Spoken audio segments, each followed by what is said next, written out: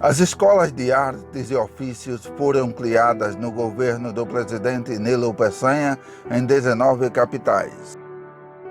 Em Maceió, a primeira sede da Escola de Artes e Ofícios funcionou em 1910, na Rua Boa Vista. Em menos de um ano, a escola recebeu uma nova sede na Praça Sinibu, no centro da cidade. Os mestres não tinham formação. Os alunos, os desvalidos da sorte, eram preparados para atender ao mercado de trabalho. À época, não havia em Alagoas parque fabril que justificasse a preparação da mão de obra. No entanto, a implantação do parque industrial no Brasil era incipiente. E desde o final da monarquia, havia pressões imperialistas para a expansão do mercado internacional no país. Os alunos tinham noções de civismo com modelo militarista.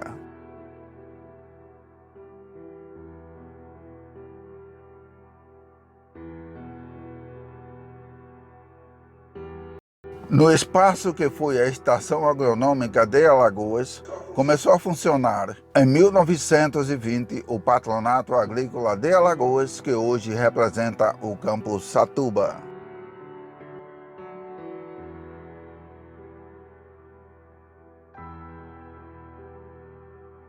Na década de 1930, a escola foi denominada Aprendizado Agrícola de Alagoas.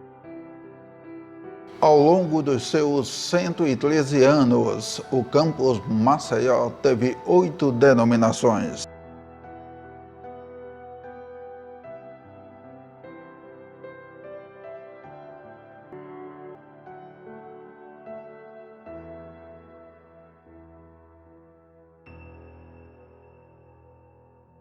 Na trajetória de seus 111 anos, o campus Satuba recebeu 6 nomenclaturas.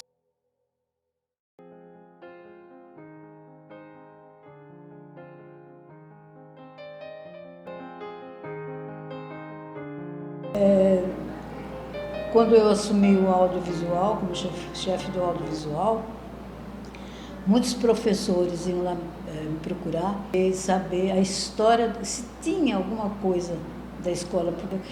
E aí começou a me despertar. Essa escola tem uma história e a gente tem que resgatar. Enfim, surgiu a oportunidade de fazer um mestrado.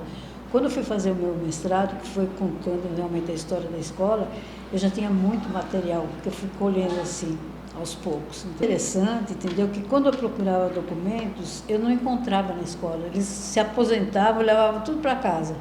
Então, eu passei 25 anos da minha vida na escola, entendeu? E o que eu senti com aquela minha permanência na escola, com o que eu pesquisei, que sempre houve uma interferência política dentro da escola. Sempre.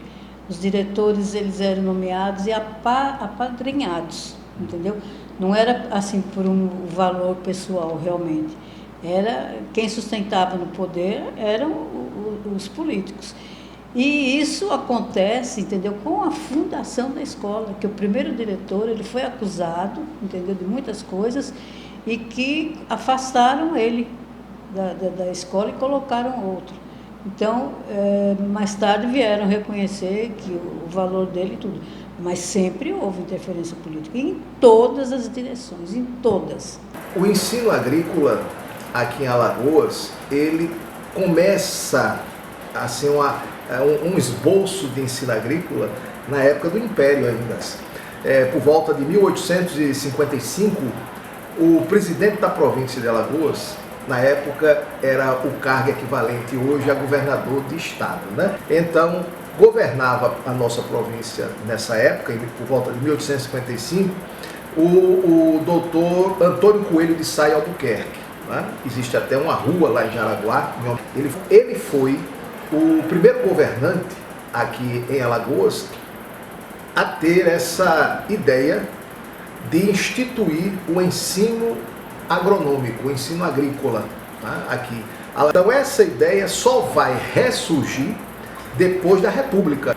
Então os primeiros governadores do estado já tinham essa preocupação né, a partir de 1890, no final do século XIX, tinham essa preocupação com a educação agrícola. A escola de Satuba, ela tem uma longa história, né? Porque ela é fruto de uma falência de uma usina de açúcar, a usina Vanderlei. Essa usina se instalou no município de Satuba em função dos solos propícios ao desenvolvimento da cana-de-açúcar.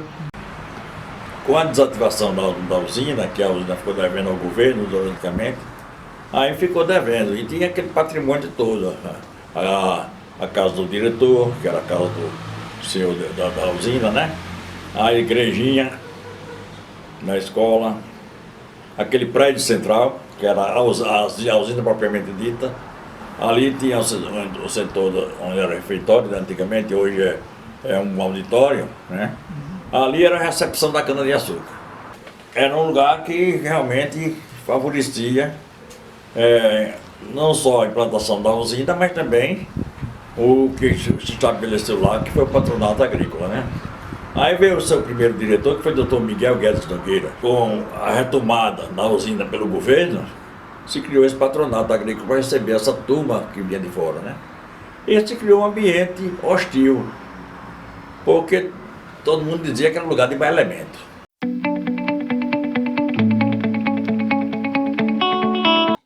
Publicações antigas de pesquisadores fazem referência a uma sala de castigo no patronato agrícola chamada por Cafua. Era um armário construído as duas formas de U e que tinha portas individuais, tipo um armário mesmo de guarda-roupa, na altura de aproximadamente 2 metros, que segundo relato, os alunos que eram mais difíceis, né, violentos, eram colocados em pé e aquela porta era fechada ali, ele ficava em pé. Era tipo um castigo, né? Então isso ainda existia. O local ainda existia com algumas portas quebradas e esculhambadas, mas nada, nenhum registro de que na minha época que houve aluno que chegou aí para lá. A Cafua, eu alcancei o local. Ela era junto à sala de aula, lá por trás do manguezal, certo? E era perto do manguezal. Tinha um quartinho assim de 3 por 4, sabe, mais ou menos, onde aquele aluno que não cumprisse com aquilo que era regulamento da escola, ele era colocado lá como castigo. Mas eu lhe confesso que durante o período que eu passei lá, eu não tive, se aconteceu, eu não lembro, sabe, de alguém que foi lá para Cafua.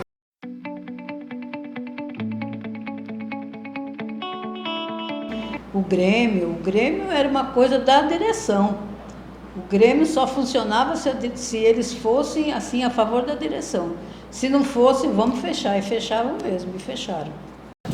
Antes de eu entrar, no ano de 2001, houve uma tentativa, houve uma organização do Grêmio Estudantil, resgatando o mesmo nome, que foi o Grêmio Edson Luiz, que era um Grêmio que foi nomeado desde os anos, 80, 70, há muitos anos já tinha esse nome. Então foi resgatado o Grêmio, teve eleições, só que a direção, à época da instituição, não permitia a organização estudantil. Perseguia, queria controlar, não aceitava.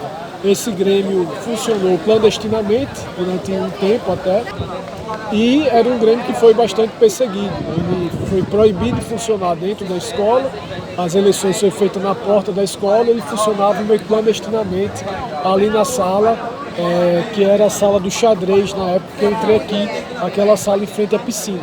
Em 2003 eu entrei, em 2004 a gente organizou as eleições do Grêmio. Em 2004 eu sou eleito presidente do Grêmio do IFAL. Era costume da instituição, pouca democracia, etc. Organiza atividades em geral, dá vida ao Grêmio, conquista uma sala para o Grêmio, que o Grêmio não tinha sala, e a sala hoje do pátio, em frente à cantina, que até hoje é do Grêmio, foi uma conquista nossa na época, porque até então era uma Xerox que funcionava da FAPEC, que era a instituição privada que vinculada ao UFAL, usando os recursos da UFAL.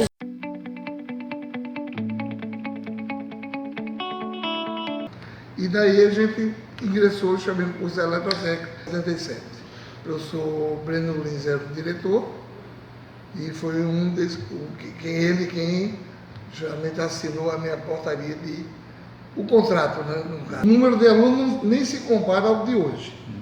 Né? Hoje a gente tem mais de 5.000 alunos e nós tínhamos aqui alguns cursos funcionando. Né? Além de eletrotécnica, você tinha mecânica, edificações, tinha estradas, química veio depois, eletrônica veio depois. Os dois, salvo engano, final da década de 70, 80, começo de 80. Sim, tinha saneamento também na época. Uma pessoa desistiu e me chamaram, né? Recebi, naquele tempo era carta, telegrama, carta. Aí eu fui para o Campo Satuba, dessa forma. Eu lembro muito bem que quando eu cheguei em Satuba, né, fazer a matrícula com a minha mãe, eles pediram uma lista, que não é tão comum hoje, mas a gente é chamado enxoval. Então a gente pagava esse enxoval.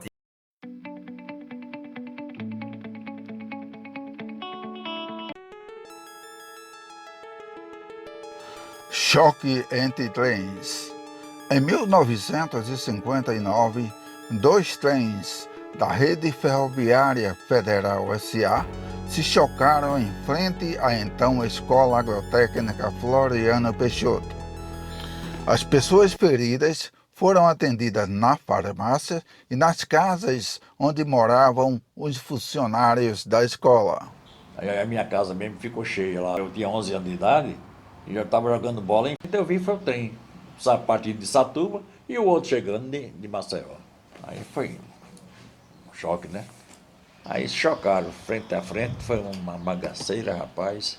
Mas só faleceu que eu tenho notícia de certeza mesmo, só o maquinista do trem que ia para Recife. Então o pessoal que ia para Recife ficaram ali alojados nas casas da gente, passaram a noite ali cantando, brincando e tal, né? Conversando.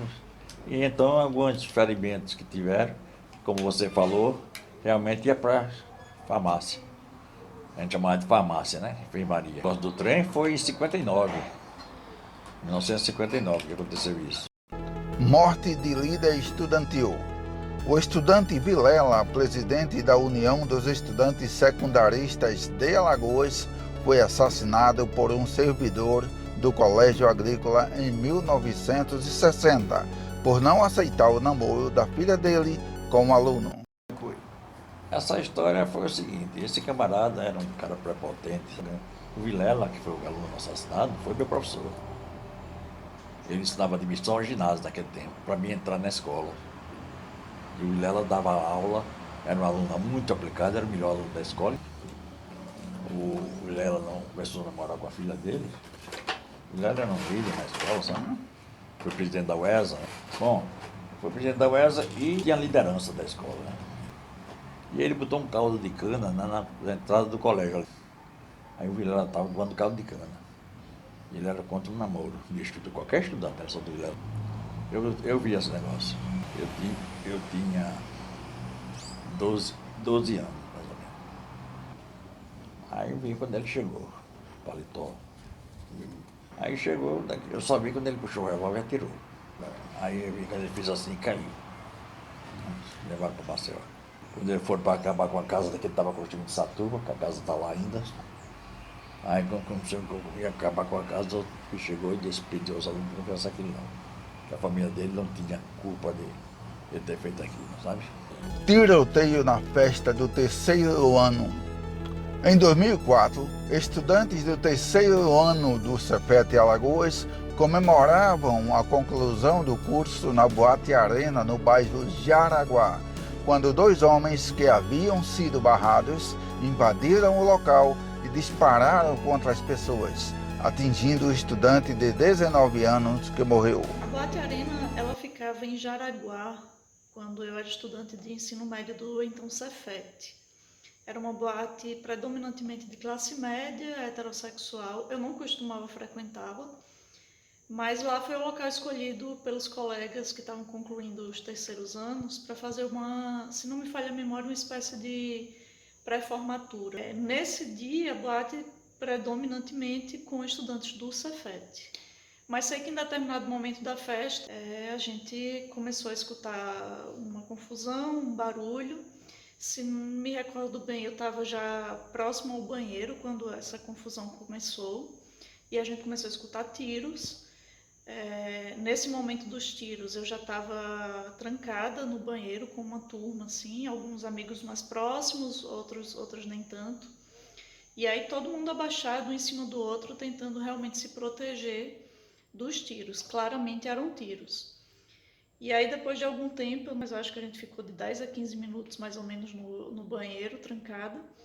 Aí os barulhos começaram a cessar e aí a gente saiu. Quando saiu estava aquele cenário realmente de uma confusão. E aí a gente ficou sabendo depois que alguém tinha entrado armado. Me parece que 1 ou 2 estudantes do Cefet ficaram baleados. Lembro de um deles saindo na maca, virado para cima assim, tinha recebido um tiro nas nádegas. E foi um evento bem marcante, assim, já na minha saída do ensino médio. E ele foi tratado dentro do ambiente escolar também, né? Ele não ficou restrito ao ambiente fora da escola. Então, e foi isso, um evento que ficou na memória, certamente, de quem estava concluindo ou quem estava passando pelo ensino médio.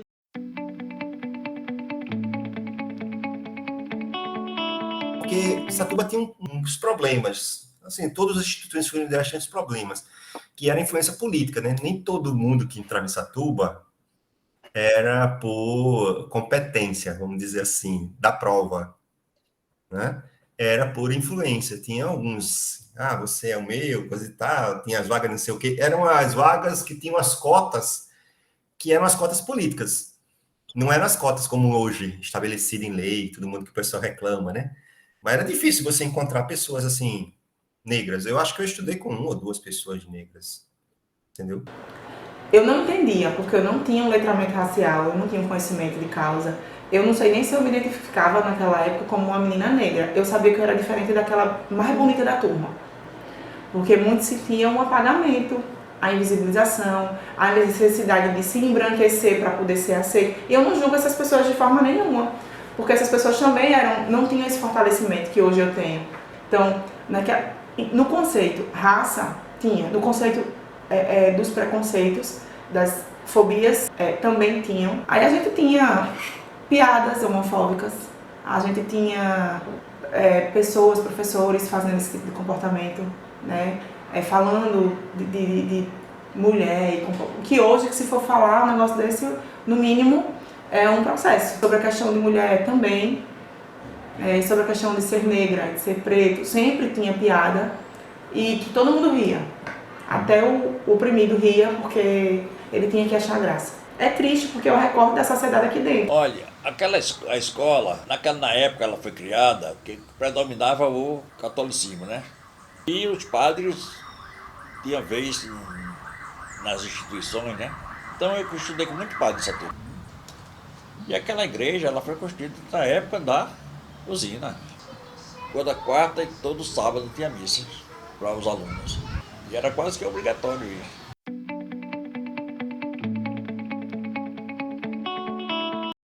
Que alguém naquele meio era homossexual, perdia a formatura. Ia para casa, era expulso do colégio. Infelizmente, existia essa ação. Olha, só que era muito camuflado. Porque se naquela época o diretor descobrisse que o cara era homossexual, ele ia para hoje. Não tinha hoje, né, a proteção, né, o reconhecimento. Foi justamente no ensino médio, nesse período, que eu aceitei a minha homossexualidade. E isso mudou radicalmente a minha percepção sobre religião e sobre a vida, sobre a cultura, sobre a sociedade de modo geral. Não é que me apresentaram, não. Tudo isso já vinha de antes. Mas esse processo, essa convivência numa escola plural, foi fundamental para que eu aceitasse a minha própria existência, né? Aceitasse quem eu era. Naquela época não era uma época de se discutir racismo, homofobia, gênero, como se discute hoje. Né? O próprio movimento estudantil não estava tão interessado assim em debater essas causas. Tinham outras causas na época.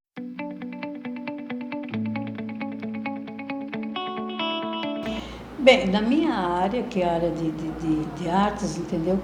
O que eu sempre conheci da escola foi a banda do mestre Manduca. A banda era chamada de A Gloriosa. Quando ela saía na rua, o povo juntava para ver a banda, entendeu? Porque a banda foi assim, eu acho que a maior divulgadora da escola. Eu entrei exatamente para fazer edificações, né? Mas aí terminou que a música foi tão forte, né? Eu sabia que tinha uma banda de música na escola, que todo 7 de setembro eu via, né?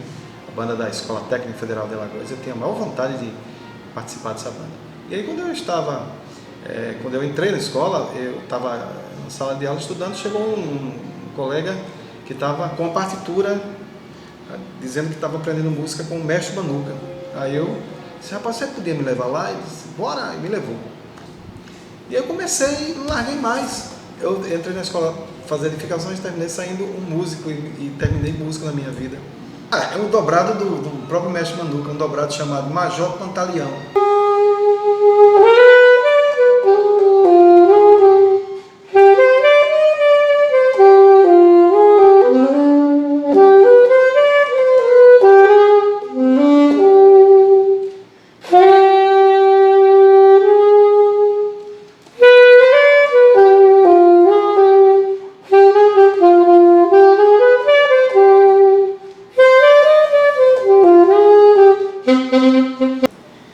Foi em 79. Eu entrei na escola em 79, em 79 eu fiz o meu primeiro desfile com a banda da escola. Eu não me encontrei de tanta emoção estar ali no meio daquela banda tocando aqueles dobrados, aquela coisa. Batista de Melo, que é um dobrado assim, muito conhecido.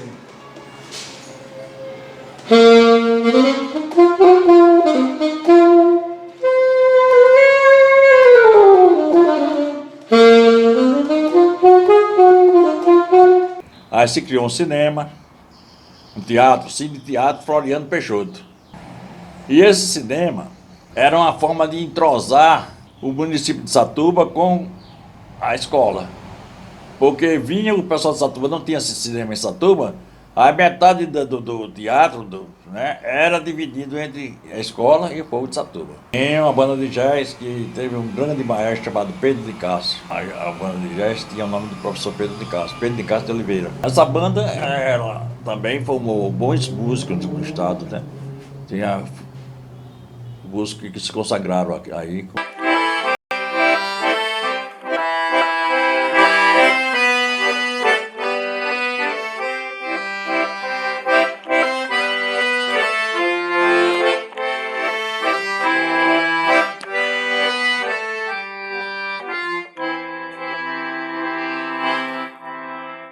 Serenou.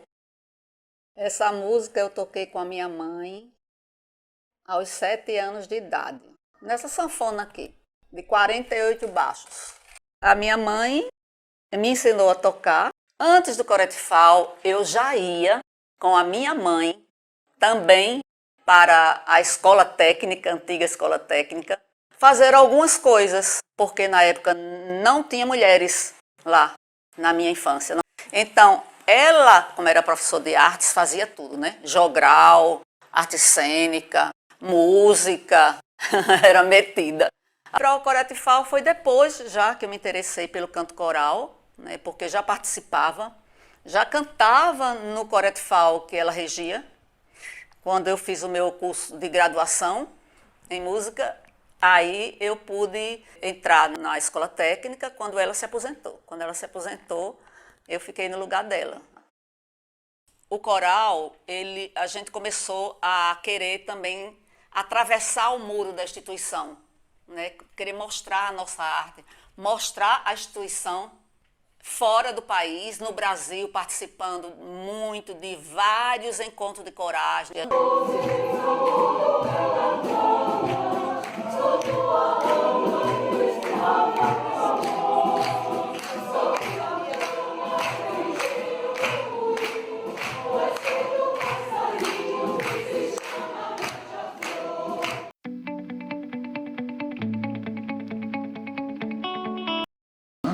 Nem sempre, ou melhor, a maior parte das vezes a alimentação não era boa. A qualidade estava muito a deixar. Olha, nós chegamos a comer até carne de baleia, como numa época que a escola estava com mais dificuldades e foi necessário até carne de baleia a gente comer. A produção de leite, de aves, de coisa, porque a escola tinha tudo isso e era carreada para a alimentação dos estudantes.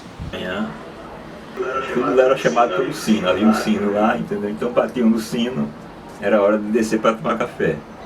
Então a refeição de manhã normalmente era mingau de milho, chamavam de angu, né? Pão, manteiga e café. Cada um já levava sua canequinha, aquela caneca de água, e pegava a bandeja e era isso. A gente é que fazia praticamente, que produzia praticamente a nossa comida, a gente ia para a horta, a gente ia para os aviários, a gente ia na pecuária, tirava nosso próprio leite. Tinha um colega nosso que o apelido dele foi apelidado de Angu. E a gente tinha o apelido no geral de Papangu. Porque esse era o café da manhã, na maioria das vezes era o angu, ou o cafezinho lá com pão, com ovo cozido, mas o angu tinha sempre. E à noite tinha sempre a sopa. Realmente não tinha condições de me alimentar bem se não fosse o serviço de alimentação. Eu não tinha dinheiro para comprar uma comida no almoço. E para aproveitar o campus nos 3 turnos, eu realmente precisava da assistente estudantil. E foi graças à assistência que eu consegui realmente concluir o curso de forma satisfatória.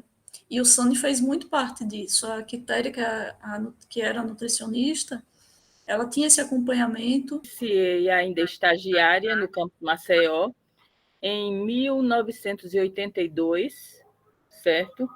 E não tinha o serviço de alimentação escolar. Como é que surgiu isso? Eu acho que eu fui a primeira nutricionista do IFAL, né? Até então Escola Técnica Federal de Alagoas, entrei como estagiária. À época, os meninos passavam o dia na escola e não tinham alimentação. Então, o professor Breno conseguiu um convênio com o Estado para o fornecimento de merenda escolar. Só que não tinha quem organizasse essa merenda escolar.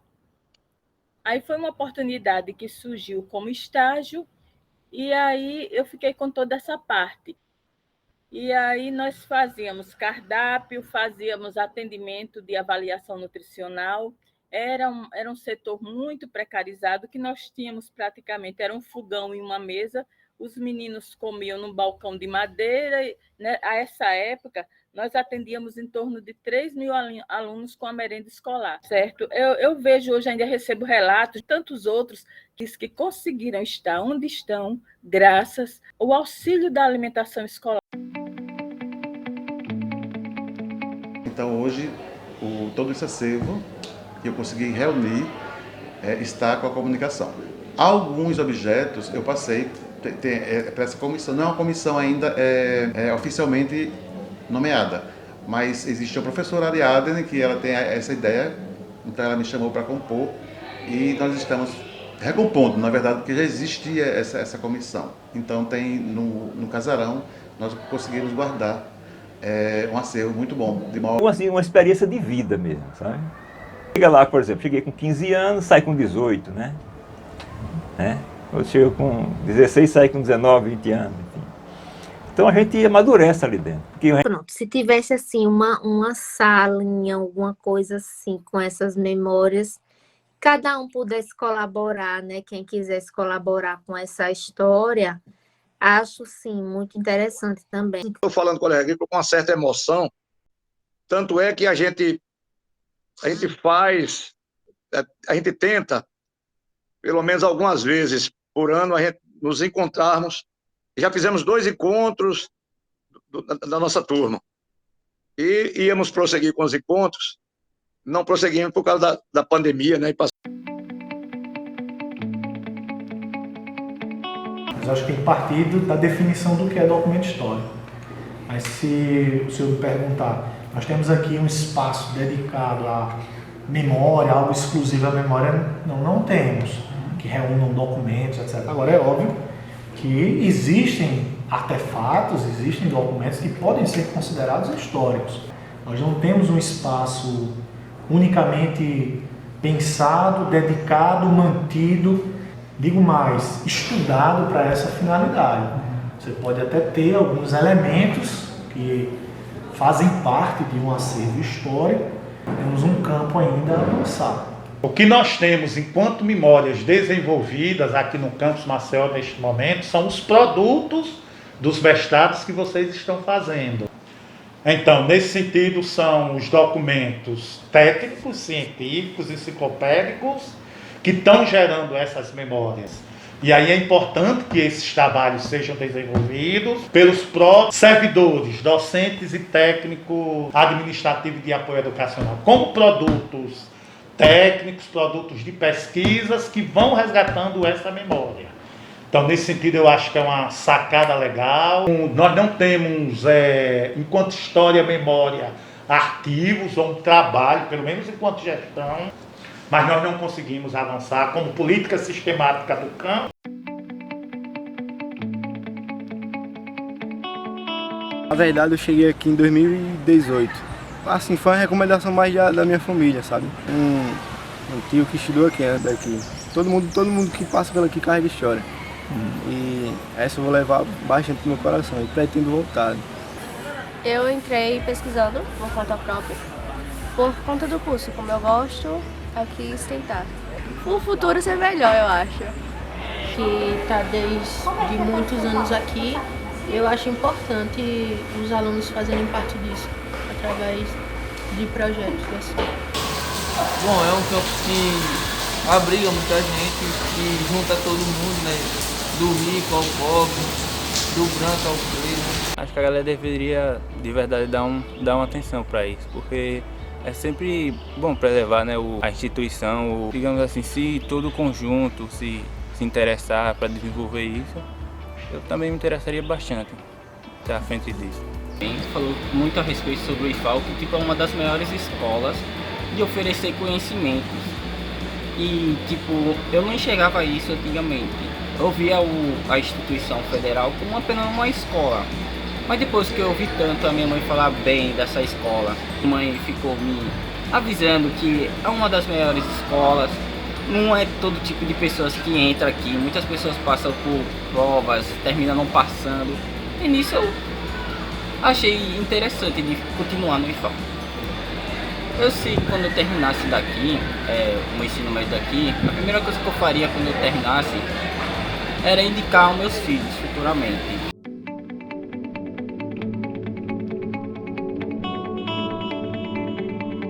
Satuba foi a razão da minha vida de muitos.